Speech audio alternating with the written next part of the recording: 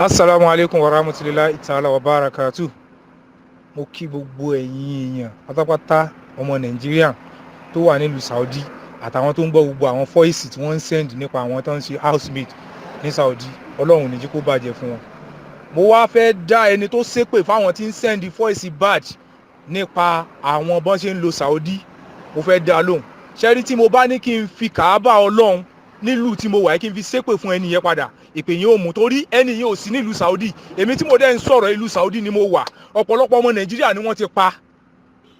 nílùú yìí. Ọ̀pọ̀lọpọ̀ ọmọ Nàìjíríà ó máa ṣiṣẹ́ for the good 1 year 2 years without giving her money. Láì ní sanwó, láì ní anything. Tó bá béèrè owó, wọ́n á nà wọ́n. Àwọn tó ti pa tó ti send sí Nàìjíríà àwọn méjì ní báyìí tí information wọn ti kárí tó ti pa. Torí ẹ̀yin ẹ̀ sí níbí báyìí.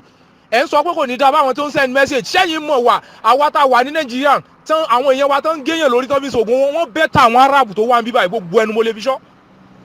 A ní ìmọ̀, a dẹ̀ ní ìbẹ̀rù Ọlọ́run ju àwọn tí wọ́n wá ń ṣiṣẹ́ lọ́dọ̀ wọn bí báyìí lọ. Wọ́n máa ṣiṣẹ́ nínú 24 hours tó wà nínú èdè wọ́n fi 5 hours péré sùn. So ẹ̀yin tẹ́ ń ṣépè pé kò ní dáa fún ẹ̀yin tí àwọn tí ń send first message tẹ́ bá fẹ́ jèrè àwọn ọmọ yín tẹ́ bá gbọ́ voice note tẹ́ bá ti mọ nǹkan kan pa rẹ̀ tẹ́yin fẹ́ jèrè àwọn ọmọ yín ẹ mọ̀ dá sí. I'm a man. Mi ò ṣiṣẹ́ lọ́ndẹ̀ anybody. I'm working. Mo ń ṣiṣẹ́ lọ́ndẹ̀ ara mi nílùú yìí ni. But nǹkan tí wọ́n fojú àwọn àti gbogbo àwọn agent tí wọ́n ń parọ́ fún àwọn ọmọ tó ń kó wọlé pé ẹ máa ṣe housemaid yìí ẹ máa ṣe housemaid ẹ máa lọ ṣe hajj tán fàájì parọ́ fún wọn iṣẹ́ rọrùn iṣẹ́ ṣe tí wọ́n dẹ̀ kó wọn sọ́ndà company àwọn tẹ́ sọ pé wọ́n ń ra tíkẹ́ẹ̀tì fún wọn ń dá padà àwọn tí wọ́n kó sọ́ndà company ni. Àwọn agent wọ́n máa gbowó lọ́wọ́ èèyàn lásán tó jẹ́ Arab nílùú yìí wọ́n máa gbowó lọ́wọ́ wọn wọ́n á dẹ̀ send tán bá ti dé airport wọ́n á pe ẹnìyẹn kó lọ mú wọn. Ìlú tán mú wọn sí bó ṣe jìnnà sí Mecca sí ìlú míì 24 hours lẹ́fí máa rìn láti Mecca dé ìlú míì ìlú míì like Harar like kí lórúkọ ìlú tí wọ́n ti kúrò like Harar ọmọ tí mò ń bá sọ̀rọ̀ Harar ló ti kú ó ṣiṣẹ́ 1 year 6 months àwọn ọ̀gá rẹ̀ wọ́n dẹ̀ ra ticket Addis Ababa fún wọn dẹ̀ fún ní 1 kobo wọ́n ní gbogbo owó iṣẹ́ tó ṣe làwọn fi ra ticket Ethiopia fún sọmọ Ethiopia ni then agent tí ó tó send ẹ̀ wá kò send ẹ̀ sọ́ndà company direct náà lọ́mọ yẹn tó bá wọlé lọ́ndà company ni wọ́n ní opportunity láti report gbogbo ẹ̀yin àwọn agent tó dẹ̀ ń send àwọn ọmọ ọlọ́mọ sí direct tí wọ́n send ẹ̀ sí under company Ọlọ́run ọba ìbínú Ọlọ́run ọba gbogbo yín máa rí torí wọ́n ń lo àwọn ọmọ yẹn without giving them money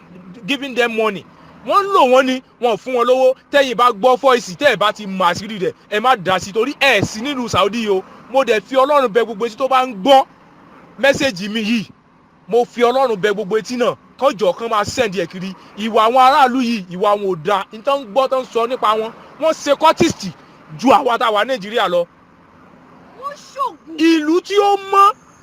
àwọn tó wà tó jẹ́ inú Mẹ́kà gẹ́gẹ́gẹ́gẹ́ àwọn náà níbẹ̀rù pé tán bá gbá wọn mú torí wọn ràn yàn ẹ̀sẹ̀ ń bíbẹ̀ wọn ń pa wọn dànù ni. Ẹ dákun ọmọ tó lọ bá house girl ọmọ ọ̀gá ó lọ bá house girl ó dẹ̀ bá house girl sùn torí pé kámẹ́rà ti ka wọ́n dẹ̀ lọ sọ pé girl yẹn ló lọ rape wọ́n dẹ̀ lọ gé ọmọ yẹn lórí. Ẹ dákun kí ni in tó wà ń bẹ̀ ó ń rape wọ́n dẹ̀ gbọ́dọ̀ rí ẹ̀jẹ̀ nílùú yìí ọmọ ọ̀gá ló rape ẹ̀ wọ́n dẹ̀ sọ pé ó lọ rape ọmọ ọ̀gá wọ́n dẹ̀ bẹ́ lórí bàbá àtọmọ bẹ́ lómi sùn ó lóyún wọ́n dẹ̀ ti síta ẹlòmíì wọ́n á ra tíkẹ́ẹ̀tì fún wọn á dá padà sí kọ́ńtì ẹ̀ iná fi ń sọ ẹni tó kọ́kọ́ send first message pé ẹni tó allow káwọn ọmọ Nàìjíríà kan máa mọ̀ sí housemaid nílùú yìí kó lọ kọ́ motherless home sí Nàìjíríà torí àwọn ọmọ tí ò níyà ìlú tí ò sáyè kan mọ bọ́kùnrin àtobìnrin sọ̀rọ̀ tí ò sí gbogbo nǹkan yẹn tí ò sànfàní ẹ wá fún obìnrin ó ti mature ẹ wá mú lọ ó lọ ń ṣe housemaid níbẹ̀ nígbà táwọn ìyàwó bá jáde ọkọ padà wálé á rape kò gbọ́dọ̀ sọ tó bá sọ wọn lè lọ bẹ́ẹ̀ lórí wọn lè lóun ló lọ rape má nìyẹn tàbí kan ló lọ ọmọ tó bá ọmọ ọ̀dọ̀ sùn wọ́n dẹ̀ ní ọmọ ọ̀dọ̀ ló lọ rape ọmọ àwọn òróbìnrin kò dóbòrí kò sí nǹkan wọ́n dẹ̀ lọ bẹ́ẹ̀ lórí ẹ wá ń sọ̀rọ̀ pé kò ní dáa ẹni wọ́n ń ṣe kínní wàláì Nàìjíríà Ọlọ́run God bless Nàìjíríà gbogbo nǹkan lọ́lọ́ ní Nàìjíríà fi dáa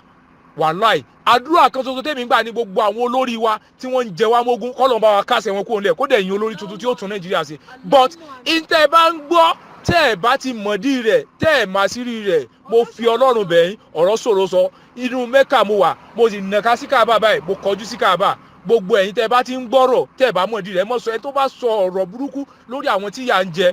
àsìkò ń bọ̀ ó máa tó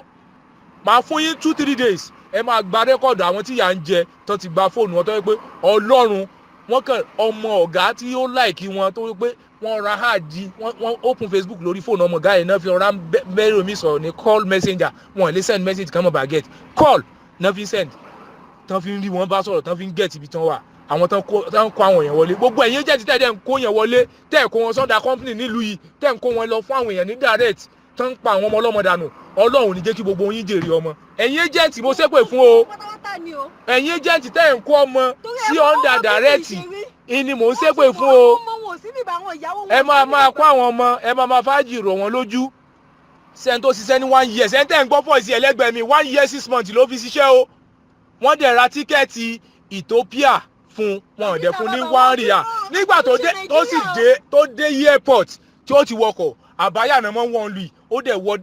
short knicker sísàlẹ̀ ó wọ top sísàlẹ̀ ó wọ àbáyà bíi aṣọ ẹlẹ́hà wọ́n sì bẹ́wù lọ́rùn rẹ̀ ní airport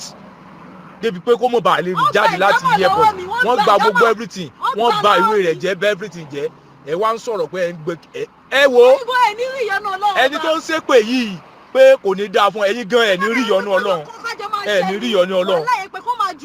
Ọlọ́run sì wá wọ láàlú tí mo wà tí mo ti ń sọ̀rọ̀ torí pé ẹ̀ mọ̀ ìyà tó ń jẹ tán fi ń sọ̀rọ̀ yẹn jáde Ọlọ́run yóò fi jẹ àwọn ọmọ tẹ̀yìn náà